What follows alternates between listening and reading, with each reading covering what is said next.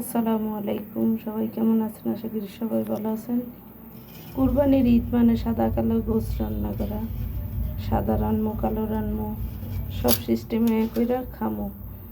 কুরবানির আশায় সবাই থাকি, সবসময় গরু গোশ কিনা রান্না করা যায় না তো সিস্টেমে। ওটি আমার সাদা রান্না করছি,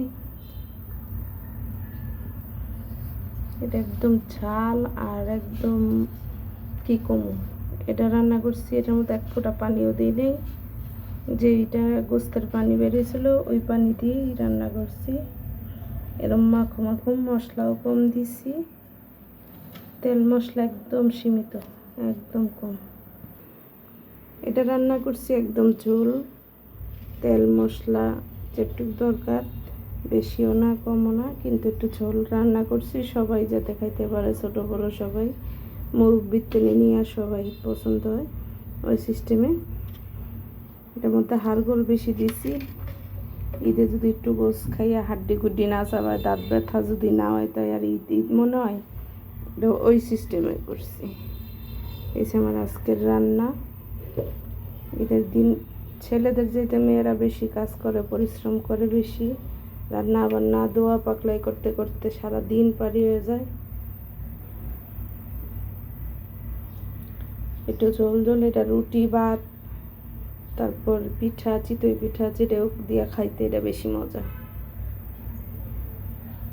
আমি তেলটা আবার কম দিই গোস্তে, এইবারকার তেল কম হয়েছে, গরুর গোস্তের মধ্যে তেল নাই খাওয়া যায়।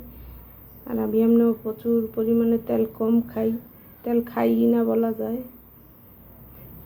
এটা গোস্তের তেল বা সরিষার তেল যেটুকু উঠছে ওইটুকুই। আলহামদুলিল্লাহ এই বছরের গোশটা খুব ফ্রেশ, সাদা সাদা।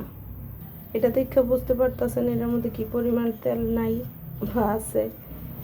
একদম সরিষার তেল যেটুকু দিছে অতটুকু, একদম সীমিত। রান্নার তেল যতটুক ওইটুকু।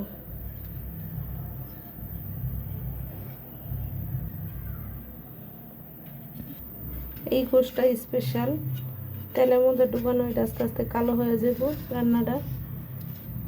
অনেকে চা পাতি দিয়ে কালো করে, না আমি চা পাতি দিই না, এটা দিয়ে এই গোস্তের যতটুক পরিমাণ তেল পাইছি সবটুকু করে এইবার মনে হয় কেজি আনি তেল পাইছি।